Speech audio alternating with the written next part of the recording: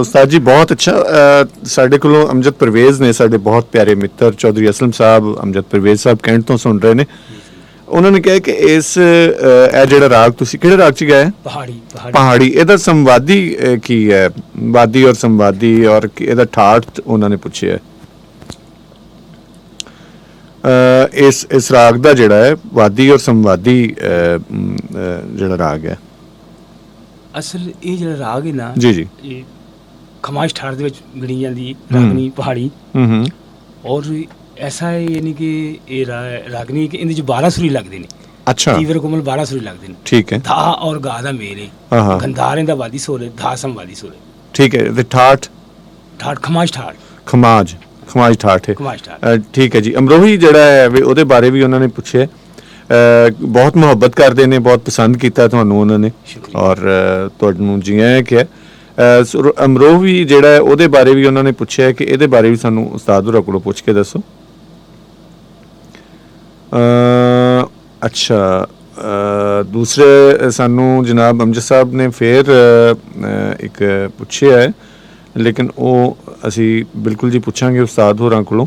ਬਹੁਤ ਸਾਰੇ ਦੋਸਤ, ਬਹੁਤ ਮਿੱਤਰ ਪਿਆਰੇ ਤੁਹਾਨੂੰ ਸੁਣ ਰਹੇ ਨੇ, ਉਹਨਾਂ ਨੇ ਬਹੁਤ ਪਸੰਦ ਕੀਤਾ। ਤੇ ਲਓ ਜੀ ਇਹਨਾਂ ਨੂੰ ਕਹੋ ਕਿ ਡਾਕਟਰ ਸ਼ਮਾਇਲਾ ਆਜ਼ਮ ਵੀ ਸੁਣ ਰਹੀਆਂ ਨੇ ਤੁਹਾਨੂੰ। ਸ਼ੁਕਰੀਆ। ਇਹਨਾਂ ਦੇ ਨਾਲ ਨਾਲ ਬਹੁਤ ਸਾਰੇ ਦੋਸਤ ਮਿੱਤਰ ਪਿਆਰੇ ਜਿਹੜੇ ਸਾਨੂੰ ਮੈਸੇਜ ਭੇਜ ਰਹੇ ਨੇ, ਸੁਨੇਹਾ ਭੇਜ ਰਹੇ ਨੇ ਔਰ ਦੱਸ ਦਈਏ ਕਿ ਪੰਜਾਬੀ ਕਲਾਸਿਕ ਟਾਈਮ ਉਸਤਾਦ ਅਨਵਰ ਦਰਬਾਰੀ ਖਾਨ ਸਾਹਿਬ ਸਾਡੇ ਨਾਲ ਮੌਜੂਦ ਨੇ। ਤੁਸੀਂ ਅਗਰ ਉਹਨਾਂ ਕੋਲੋਂ ਕੁਝ ਪੁੱਛਣਾ ਚਾਹੋ।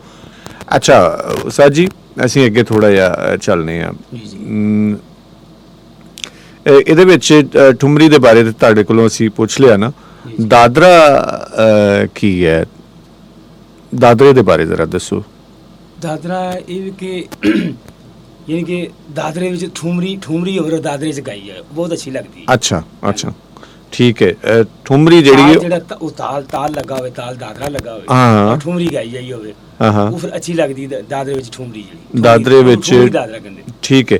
ਅੱਛਾ ਧੁਰਪਤ ਕੀ ਹੈ ਇਹ ਵੀ ਜ਼ਰਾ ਦੱਸੋ, ਕਿਉਂਕਿ ਕਲਾਸਿਕੀ ਮੌਸੀਕੀ ਦੇ ਵਿੱਚ ਇਹਦਾ ਇੱਕ ਬੜਾ ਸੁਣੀਂਦਾ ਉਸਤਾਦਾਂ ਕੋਲੋਂ ਜ਼ਿਕਰ ਸੁਣੀਂਦਾ। ਧੁਰਪਤ ਕੀ ਹੈ?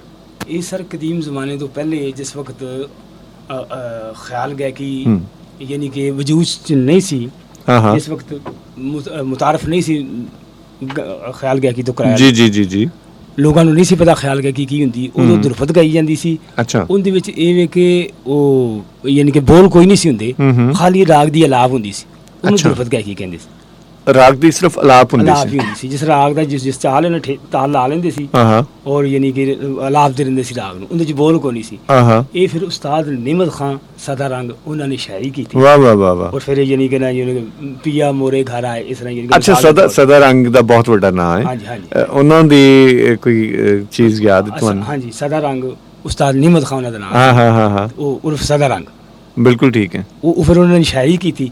ਅੱਛਾ ਇਹ ਗੀਤ ਵੀ ਹੈ, ਆਇਆ ਲਾੜੀਏ ਨੀ ਤੈਨੂੰ ਤੇਰਾ ਸਿਰਿਆਂ ਵਾਲਾ ਵਿਆਹਣ ਆਇਆ। ਜੀ ਆਇਆ ਤੇ ਸਦਾ ਰੰਗ ਲਾਇਆ। ਜੀ ਠੀਕ ਹੈ।